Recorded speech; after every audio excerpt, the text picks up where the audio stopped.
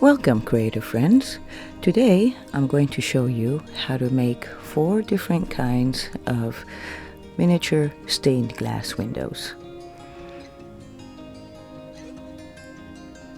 It's a bit different than what we're used to and a lot cheaper.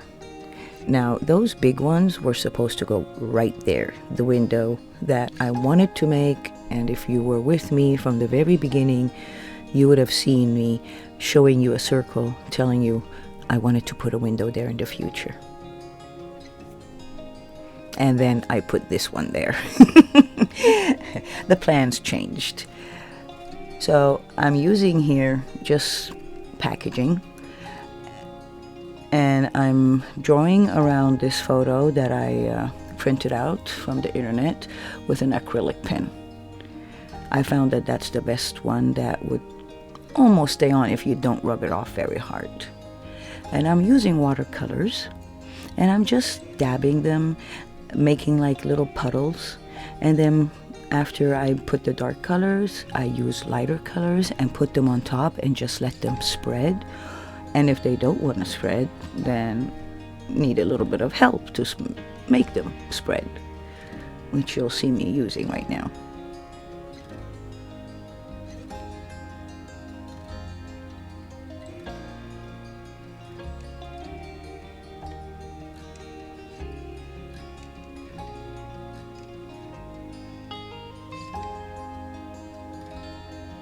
See, I'm just spreading it around to make different patterns.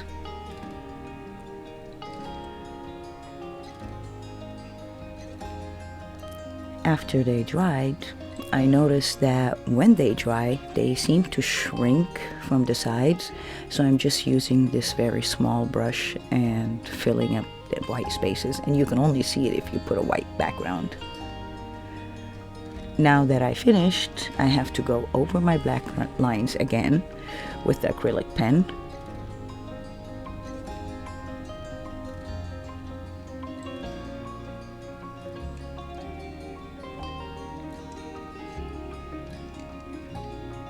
I tried Sharpies, they don't work that well. And because they're flat, they don't make that little bit of a barrier so your paint doesn't flow over to the other side. Now, if you watched how I did the tables in the last video and I put Mod Podge, I put a heavy, thick coat. Here, I'm putting a very thin coat and stippling it.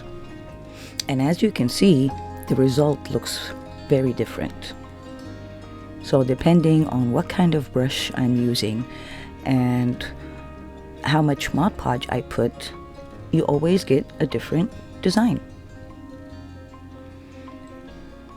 Now, because those colors were dark, I tried to make like lighter colors and not mix them up, just pure color, and this is what it turned out. Well, of course, I never used those. This one, if you notice, some is matte, and then in the middle, it's shiny. I used 2 kinds of Mod Podge, the gloss and the matte. And with the gloss Mod Podge, I just ran it over and just made it a little bit wavy. I wanted to see how that turned out, and this is the result. The second way is using nail polish. And if you've seen how I made the fire, this is almost the same idea. I blend the colors together, but of course this is not going to be transparent, except if you have very, very thin, you know, the cheap dollar store nail polish. Probably you'd need to put many coats for it to become not transparent and thick, so maybe that'll work. And again, I had the same problem. When it dried, it pulled from the sides and it gave me a lot of white spaces, so I really didn't like using the nail polish, but it was worth a try. Maybe I'll use this technique for something else. Now for the third, and this one I really liked. I use pastels, of course powder, and I mix it with the Mod Podge, and then I just put it into the openings. Not really brushing like I did here, no. I would drop big droplets and then just keep on spreading it out.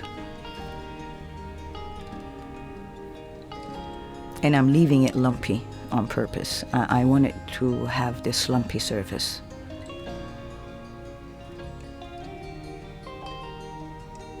And this is how it turned out. Now I really like this one. This is how it looks from one side. This is all before I even put any Mod Podge. And this is from the back. Then I'm gonna fix all the black lines again. And after I'm done with that, then I'm going to be putting on the Mod Podge.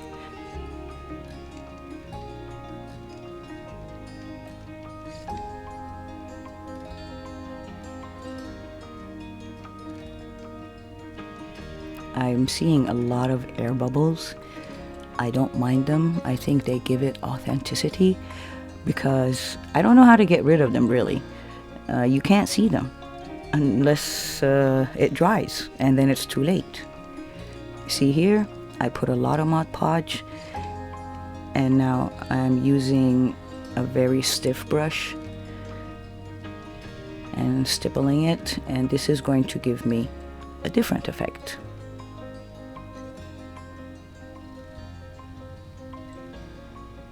Maybe if I left it like it was, it would have given me an also different effect. Maybe next time I'll try that. And here I'm just using my shimmering eyeshadow. I want this one to shimmer. Now you see the bumpiness? I'm trying to show you how bumpy it is. I hope it shows. It even feels squishy. And the eyeshadow did not wipe off, so I didn't have to put anything on top of it to protect it. Now for the masterpiece. DVD that is going to be split in half. This is the right way to do it, not to hurt yourself. If you've seen my last video when I did the coffee tables, yeah, I had it up and that wasn't the right way. Now I was really lucky with this one. I didn't get anything stuck on it. Well, almost, just that little bit of a circle.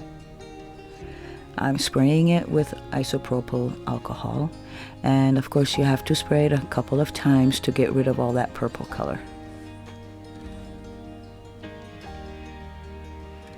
And now I'm marking it the size of the opening in my wall.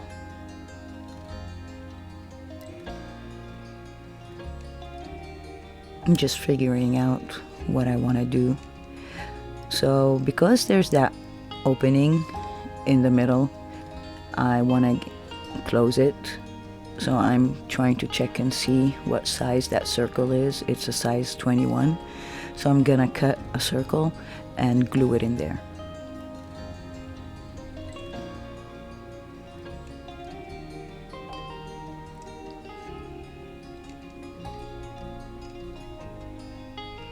And this is just a small piece of pink polymer clay that I'm using just to hold on to that plastic.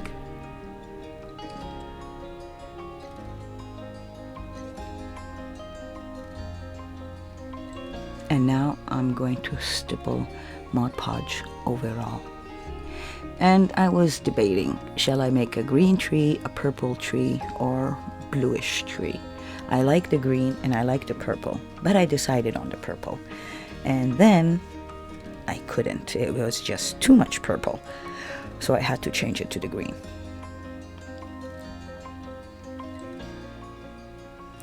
Now because I'm using glossy Mod Podge, my glossy Mod Podge is more runny than the matte.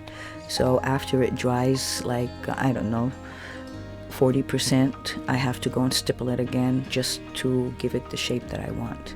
Here, I'm just measuring my wires. I'm going to be using a 24 gauge copper wire. And I think I cut 30 pieces. Every 5 I'm twisting them together. But I needed to put my shadow before it dried 100%. So I put the wires aside, put my shimmering eyeshadow on it, and then continued with the wires. Now the best way to get the wires twisted is to split them up like a very wide V, and then start twisting them. I twisted like a third, almost a third way up. And after I was done with all of them individually, then I twisted them together. Of course, you want to make your tree twisted any way you like. Here are the roots. I'm separating them so I can know how big I want to make the rock and where to put them. And this is just a piece of foil, junk foil, that I crumbled up into a shape that I wanted the rock to look like. And I'm just positioning it to see where everything has to go, if I have to make it smaller or do any adjustments. Now I'm putting that aside, and I went back to my DVD disc and I cut the other part, the shiny part. I'm cutting them into little triangles and strips, just like a jigsaw puzzle, trying to piece them together. This piece right here, what I'm doing, will be symbolizing the moon coming up in the horizon behind my tree of life.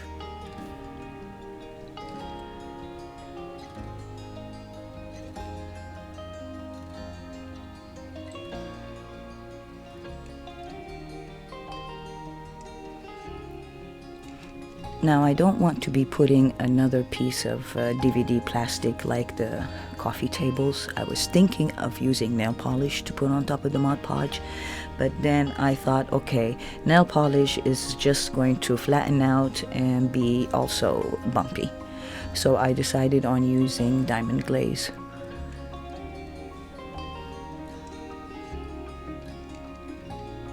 Well, I'm spreading it out. And you have to do this like really carefully. Don't shake the bottle. You don't want any air bubbles. I still got a few air bubbles, but I was able to get rid of them. Now to my rock.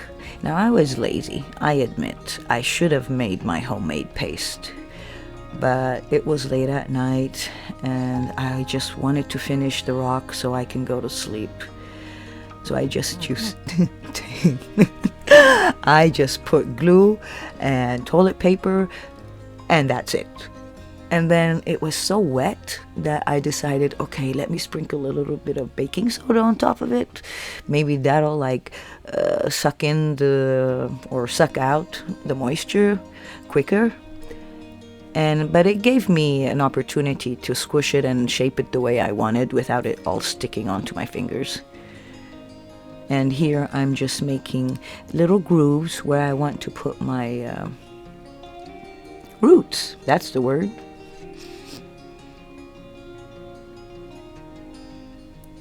I let it dry.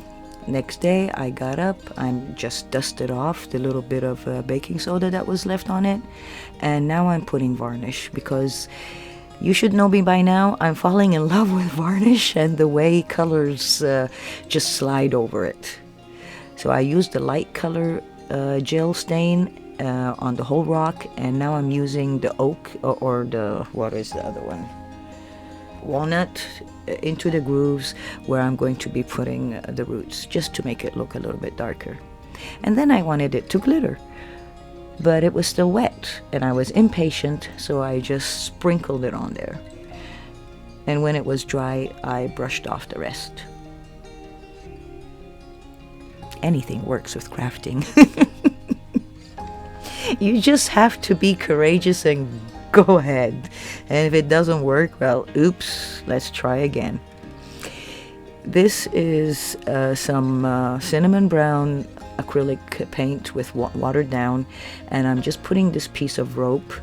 This is going to be the frame around my tree. and I want it to be brown.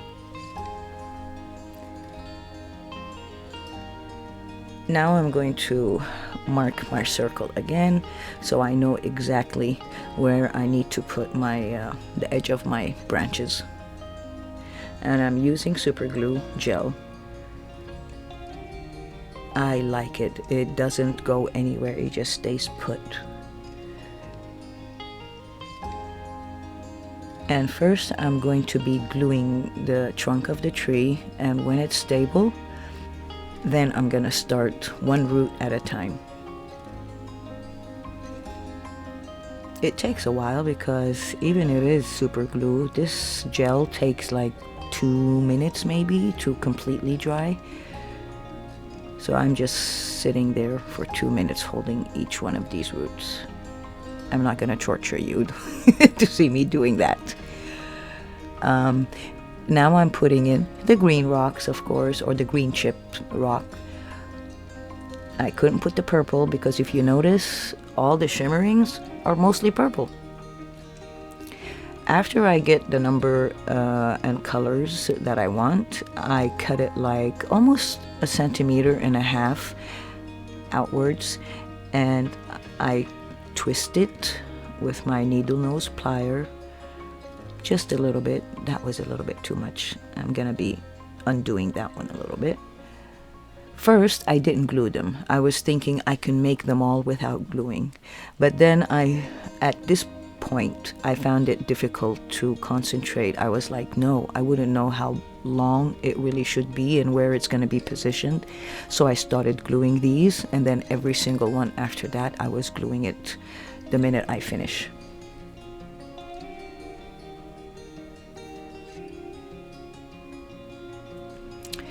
And here is after I started gluing them, and I'd be putting a little bit of baking soda just to stabilize the glue and let it hold quicker. It was getting ridiculous holding every one of them for 2 minutes. Halfway through, I wanted to show you that it's like a dome under there. They're not flat, so they're all curved.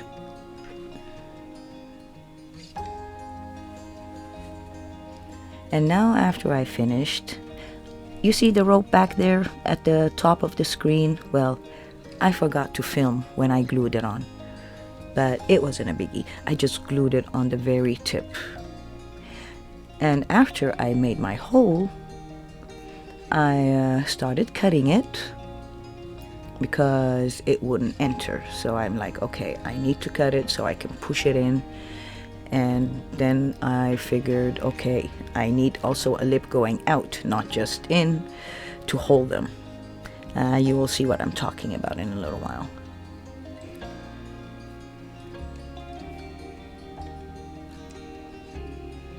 That lip, I needed a frame around it to hold it steady.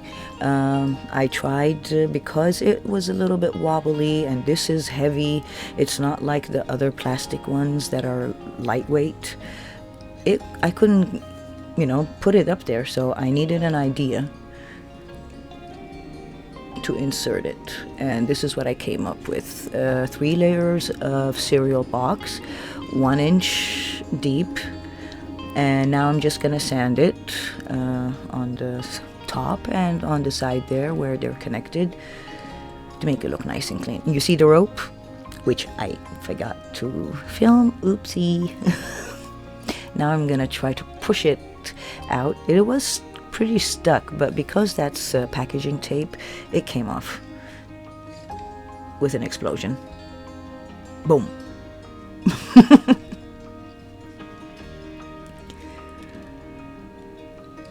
And I had to clean up the glue. That was the rest of the Mod Podge and super glue that came out. But I think it was a good idea to put it on that tape. And now it's time to see, will it hold? Moment of truth. Nope, not this side. From this side is better.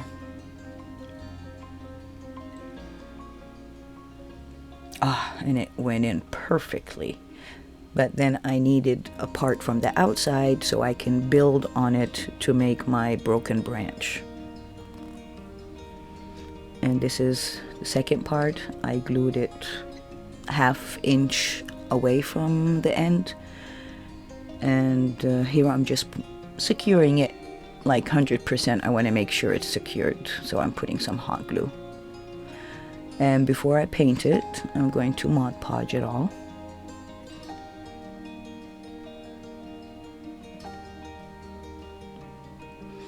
And then I'm going to paint it black. And after that, I'm going to be putting on top of the black the extreme glitter.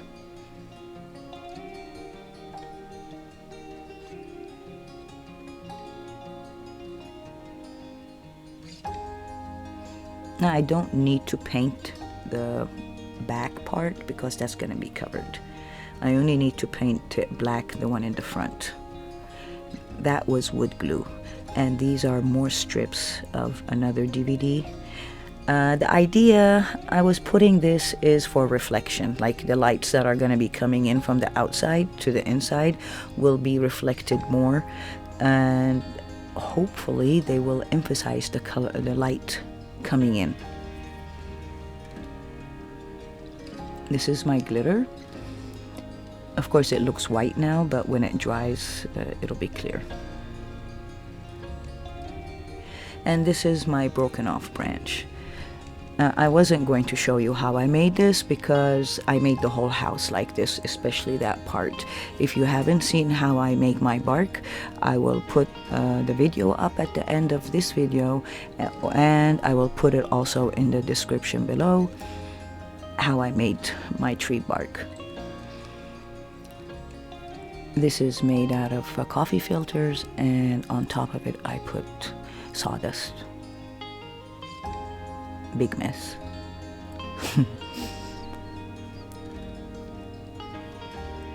This is the way I'm gonna blend it in with what I made, and there we are, colored, blended. The wires, I used my moss, and I put glue. I mixed it. I made a moss mixture with glue and just slapped it onto the wires. This is the part that I cut out. I'm not going to get rid of it or throw it away. I'm going to make a little pocket. And you're gonna ask me, what do you need a pocket for, Cara? Well now, for the light. I need to put the switch somewhere.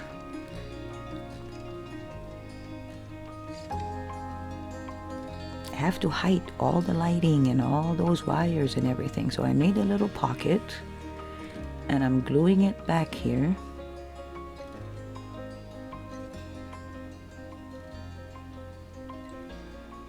If it'll stick. So I'm using my silicone handle. My pokey tool has a silicone handle, so the hot glue won't stick to it, and I'm just pushing it in to get a firm grip. And there, a little house for my pocket. I made a little bit bigger because I don't know, don't ask me why. I'm going to be gluing those and adding more moss and hiding them just like the other ones.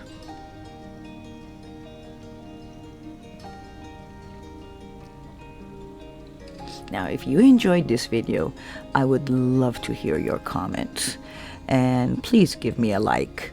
But comments are more important. They help with the algorithm. See you next time. Bye.